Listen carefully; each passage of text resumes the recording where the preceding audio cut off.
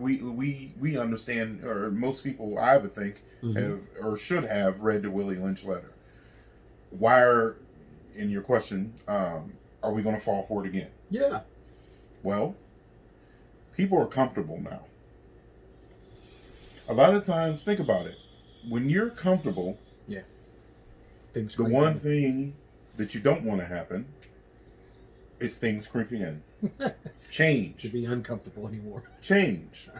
And when you're comfortable, somebody comes knocking at your door, you're under your Afghan, you don't want to get up. Yeah. So it's easier for you to stay wrapped up in your Afghan than change. Most people do not want to change, so they will accept and be like, well, it ain't that bad. They will accept what they're giving us. So let me ask you this.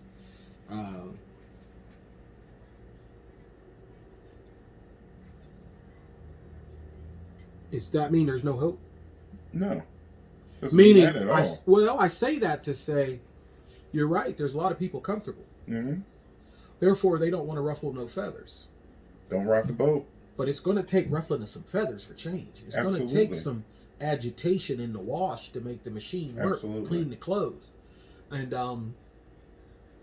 that makes sense what you said. I mean, and I've said that before. I believe that's why we can't do that. We can't replicate. We haven't been able to replicate what Dr. King was able to accomplish in his short period of time. And in all the time it's been since he's been gone, we've never been able to duplicate as much progress as we had during the time that he was there. So to use a word of progress, because some people may say we ain't really progressed, but so think about what he had dealing with marching on Selma and doing those things. Mm-hmm. What everybody as a collective unit had. Everybody was in the same struggle. There was no one outside of the struggle. Now they've used capitalism to put their thumb on you. So now you got Oprah Winfrey's, you got Jay-Z's, you got Russell Simmons, and that's just to name a few. Yeah. Do you really think I'm a billionaire and I'm going to reach down to help people? I may help a little bit, but I'm not going to do anything to mess up this capitalistic life that I'm living, because money, they have made money God. Yeah. So now, am I going to risk my freedom? Am I going to risk my livelihood, my children's livelihood, to help a cause that may not work out? Right. We don't have those same type of leaders then. He was willing to walk with the people because there was no class. There was no, we're rich and you're poor. No, we're all in this together. Now we don't have that because you're thinking, well, I got a good job. I'm comfortable. I'm not about to get out here and march. My boss may see me on TV. The second part of our conversation is going to be if you take my invitation to come back again and have another portion of this, I'm going to give you some homework, so to speak, for our next, because I want you to listen to some people. I'm going to give you some names, and I want you to listen to what they have to say, and then we're going to revisit this conversation again. Mm-hmm. But we can continue it here, because I'll give you a little, have you seen, I do a lot of YouTube, obviously, and I watch a lot of the thinkers and the pundits, whether it's political and then some of the black empowerment, whatever you would have to do, whether it's economics, whether it's education. And there's several guys I think I talked to you about before. One is Killer Mike. Mm-hmm. Another one is the new movement is Antonio Moore and Yvette Carnell, the ADOS movement. And recently, from watching them, I heard of this gentleman, Claude Anderson. Mm-hmm. You heard of Claude Anderson? Yes. He used to have a newsletter many years ago. Is that right? Yeah, he had a newsletter. It was like an underground newsletter. And my sister, she went to, I believe it was Clark. Well, let me explain this to you, what happened. I got on to Antonio Moore just by clicking on to YouTube, and he was talking about reparations. Mm-hmm. Obviously, now, and this is coming from my version of what has happened in the last year from what I've seen. Obviously, I don't know all the facts, but basically what happened is ADOS came on the scene. It's hashtag ADOS, African Descendants of Slaves. Antonio Moore, a lawyer out in the LA area, I believe that's where he's from, and Yvette Carnell, who's a professor. I don't know exactly where. I should look that up, but from what they're telling us, basically from my layman's point of view, listening to them, what I have ascertained, they also work with a gentleman by the name of Mr. Darity, Professor Darity. I've heard of that name. Okay, he's very knowledgeable. He has an expertise in the economics and the numbers of what has happened to the black community and as it relates to slavery, and if we were to get reparations, how we should get it, or first of all, what's owed. They've done the research, as Antonio would more say, they got the data, and they seem to be well versed in this data, and they've done a lot of work on this, and it's something that definitely needed to be done. So they come on the scene with this, and they're trying to get a following to let people know, hey, we should get reparations. This is what we're owed. We need to, and so their thought is to change this ADOS, African Descendants of Slave, under the topic and the want of reparations.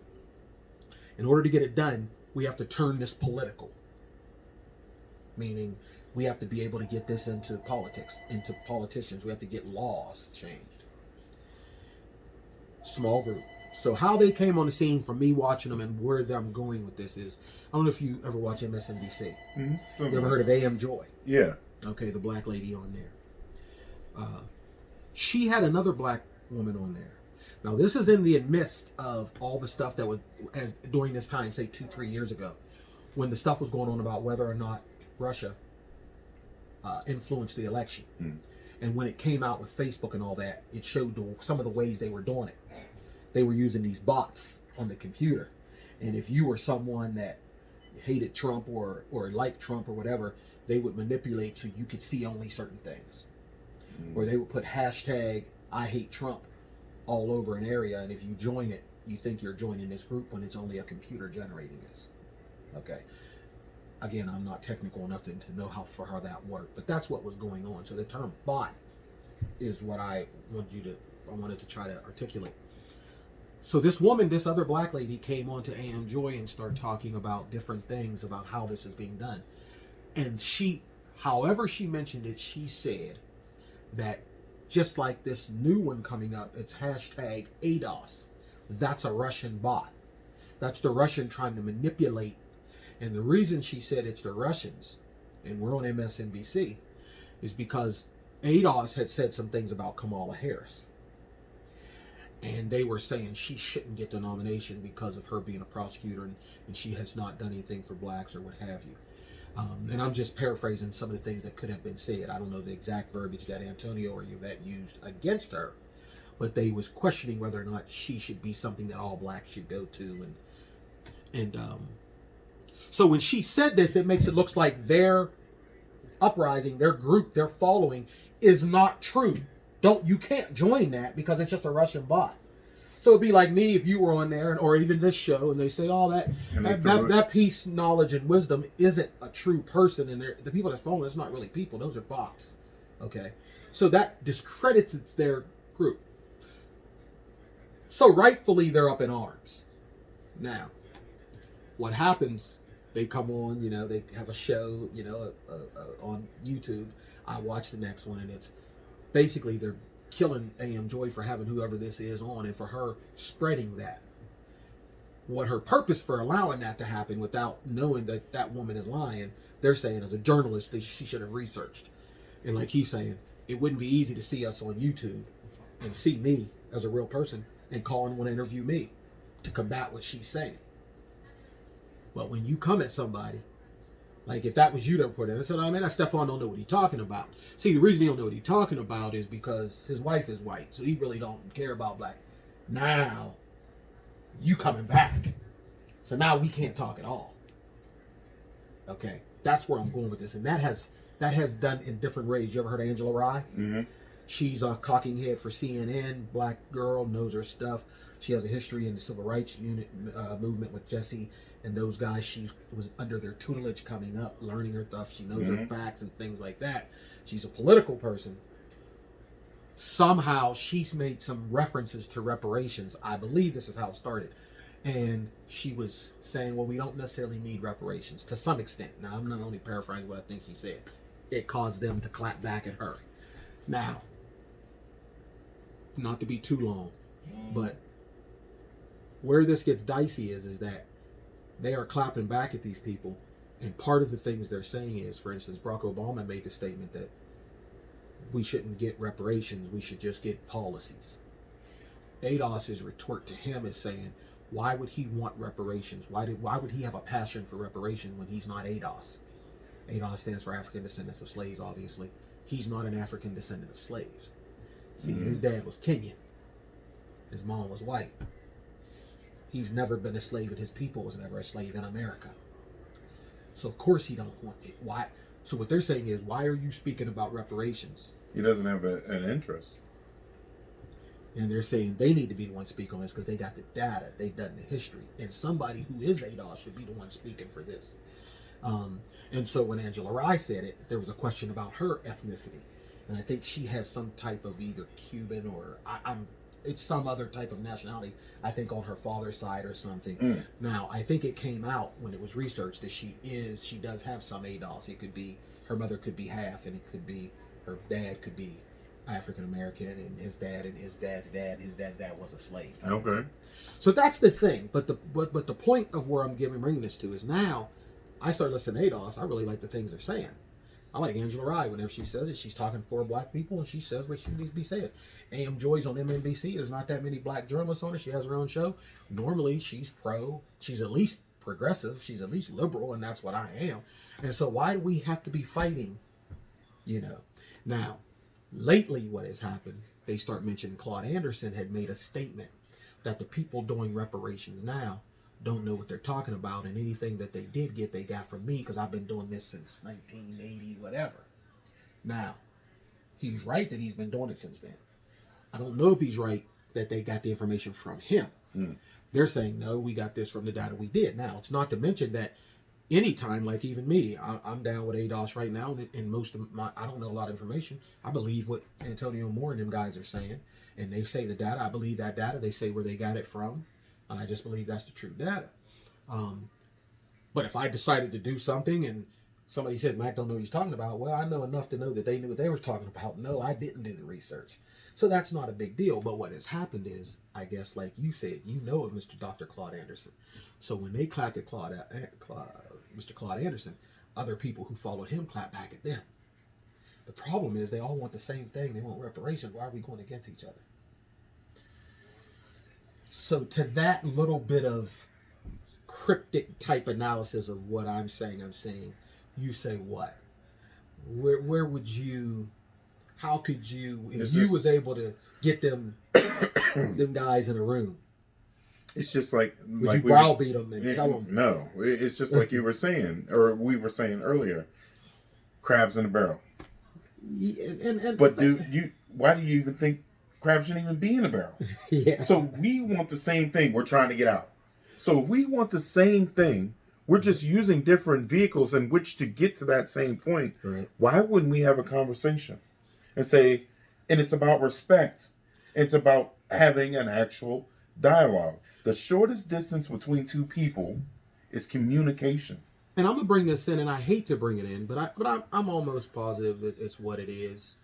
I just hate to bring it in because it kind of, we should always be positive because that's what we need to do. But sometimes you have to call like you see it because maybe people will wake up. But no different than when it was Malcolm X and Martin Luther King. A lot of it is jealousy.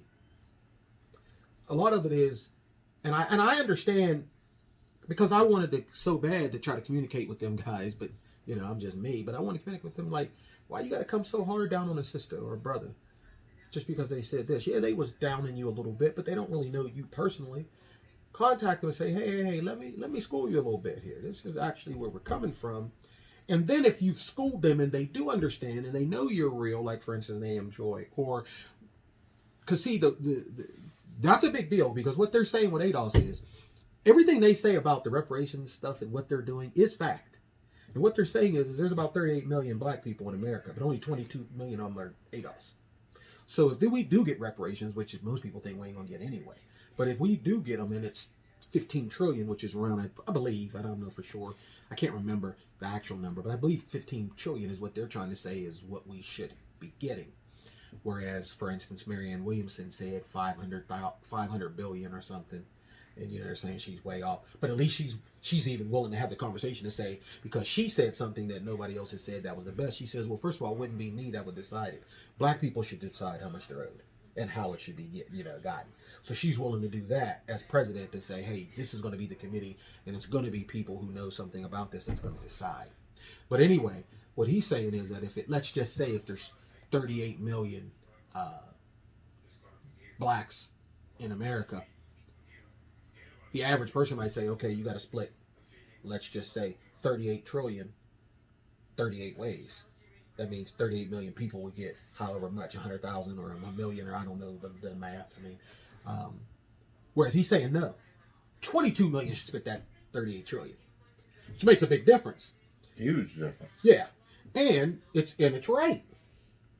And so I don't know if no, it wasn't me and you, it was me and Roy. You ever heard of Dr. Umar Johnson? Yeah, I'm sure you have. Mm-hmm. He made this statement to piggyback on what we're talking about. When he was asked about the ADOS movement, he says, "I respect what they're doing. I just can't support them." Now you know him. Would you think that you know of him, or at least seen him? Can you think of a reason why he wouldn't support that? Well, knowing him and following him as long as I have, I would think that he would possibly say he's not going to support it because maybe they didn't support him. Okay, no. This is what he said. I can't support him because I'm a Pan-Africanist. And he says, in his tenet, or their tenet, basically one of the things it says is, I can't support one group of Africans unless all Africans are a part of it. And that makes sense. Okay, it makes sense, except it doesn't make sense because of the same reason that you said that only 22 million should get the reparations. You got to understand what the other 16 million are. They're Haitians, they're Jamaican, they're Kenyans, they're Nigerians. So are they all Chinese, Africans? Yes. In a sense. No, they are. They're just not African descendants of slaves. Well, I mean... And we want reparations from who? We want it for that. But who do we want it from? The government. Our government. America. So my point is, all our brothers and sisters, Africans, they went through slavery too. But they had different colonizers. They owe their money from the French. In other words, Jamaica might have been, their colonizer may have been the French or the British. I don't know for sure. Well, like Haitians. Okay, I get what I get. So my only point is, it's not, I mean, I shouldn't be the bad guy.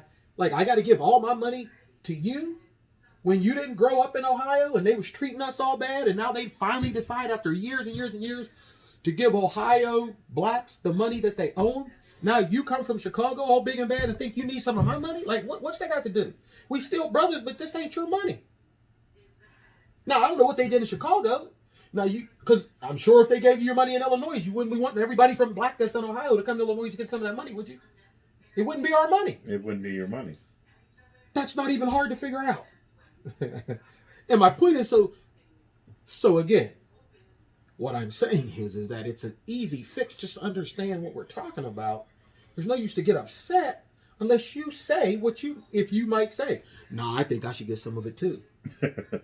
And you have no reason for saying other than, I guess you'd be like Suge Knight and just say, "Yeah, I'm taking it." Like, so what I'm saying is that it's a shame that we can't. And so my point is, somebody who is so strong in what he says and is so smart and articulate in knowledge that he has, and I'm talking about Dr. Umar Johnson, to say something like that is so disheartening. Now, I listen to him for what I listen to him for, because what he knows, he knows. Some of his opinions I don't agree with, but what he knows, he knows. I don't agree with ADOS the way they attack people who don't agree directly with them immediately. And then they kind of, because I think talking about somebody's heritage is going almost like talking about my mom. Now, I don't think it's necessary. Yeah, you can have that conversation privately. Hey, Angela, the reason why we don't want you speaking on reparations is because the reparations that America would give, you, Barack Obama, Kamala Harris, you guys aren't ADOS. Reparations is nothing got to do with you. If you want to support us in getting them, by all means, you should. Because your family had colonizers too, and they should give you reparations. But right now, this story and who you representing and the media you're on is American media. So I wanted to put that into you a little bit, because I want you to read next time. I'm gonna give you I'll send you some of the different discussions on that and let you listen to it. And when we come back again and do our next part, we'll go over that. Because we are running into time, obviously, and I've talked a little too much instead of letting you talk. But we do that whenever we get together. That's good information, though. Yeah, and so I'm going to end on this one. So we will talk again the next time we'll pick up with reparations. But what I next time I also want to get into, because I know it's dear to your heart and a lot of our hearts, the black athlete. Big history here of athletes in this area, just like everywhere. But here, we take our football seriously. We take our sports seriously. Yeah, we take our stuff seriously. That's an understatement. But the in Steubenville, Big Red, if I might say, we have the same problem also. There's some reparations. There should be some reparations.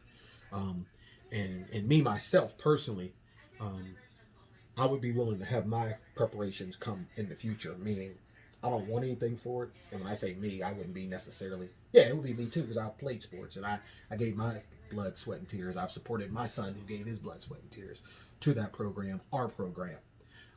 But we ain't always receive out of it what we could have received, what others have received out of it.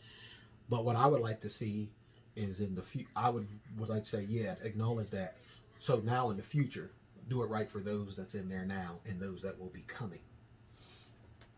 What that form of reparations are is something I think that should be talked about,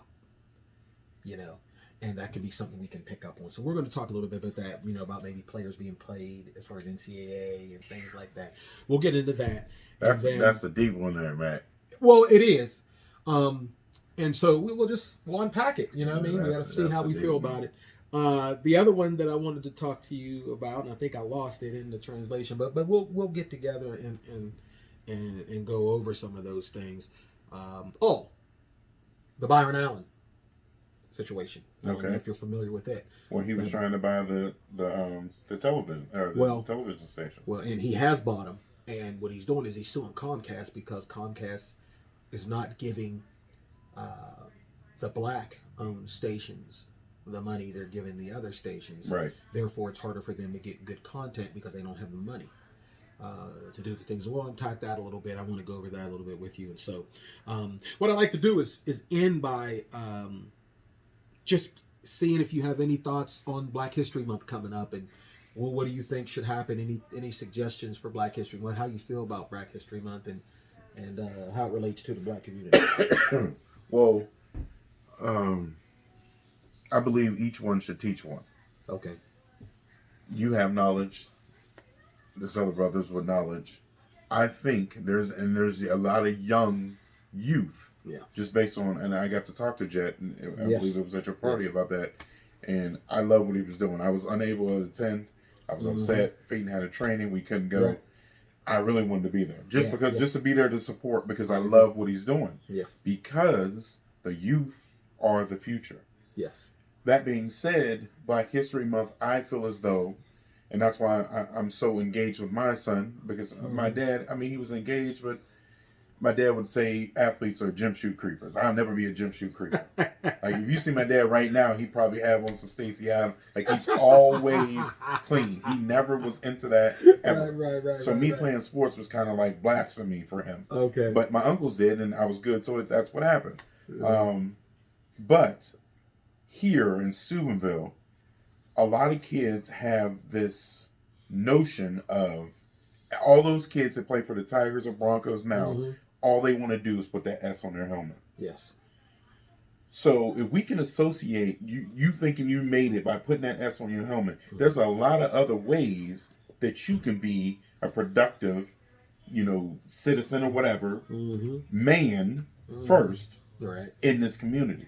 And I think if we gather the boys that are, stand in my Maryland Market and all these other different places and then show them, listen, this isn't the only way. Right. This is only a vehicle that you use to get to where you want to go. Yes. And we'll talk about the next time, but they brainwash them so much and they're thinking this is all that you have. This is all that you're good for. Yes. And I can tell you, that stuff gives a lot of these young brothers, me, myself, I don't know you, it gives you almost PTSD. Yeah. Because you're putting yourself in a constant car accident every time you go on the field and play and practice and get yelled at and demeaned, and you may not even get in the game. And we know that more and more now as the years go, like you said, with the CTE and stuff, that's a dangerous game out there. And to play it well, it makes it more dangerous. That's a constant car accident. And that's why I was telling you, even when I said that, it may sound crazy to some when I first said it. I'll be able to break it down in our next one. But we owe some reparations. And I think, and you're absolutely correct. And, that may be, there. Somebody might call it something different, but that's all reparations is basically a debt owed. Something you owe for what you've given. And that's always given out in different ways, and we'll go over that, whether it be in scholarships, whether it be in money. And I just at that banquet at the end of the year, you see certain people getting more than others. Absolutely. That's payment. That's payment for what you did. That's basically payment. And the jobs that you get once you graduated and the connections that you have to get where you're at now, that's all reparations. That's all payment. And I believe that is one of the most paramount pieces of this community, because it's all one goal. Mm-hmm. We're just at different ends of the town. And all supported. It's pretty much supported by everyone. Everyone. So is it that you just want certain people to get that shine? Because your grandfather played, so he has to play? And if that's the case, I know some other grandfathers. I had grandfathers that played, So again, we'll talk about that. We'll unpack that and a couple other things that we'll have on there. And again, it was great talking with you. Absolutely, Hope to do it again. Absolutely. We want to hopefully this broadcast will touch someone and create some conversation. But always make comments at the end here, and through the week we will try to address them. I'll come on live and address some of the comments. But most of these brothers that I'm going to have on, and any of the people, women that I have on, I'm going to try to get them to come back, because this is new. I'm new at this, don't know anything about this journalism thing or this communications thing. Not like I have a degree in communications or anything, but this is just a vehicle that we can use with social media. To get to that point. Exactly. Ideas and things of that nature. We want to get to solutions. And so again, Stefan, Godspeed, and please come back again. Absolutely. I appreciate you having me, man. This is, a good I thing. like it. A good thing. A good deal. Thank you guys. Come back again on Peace, Knowledge, and Wisdom. Peace.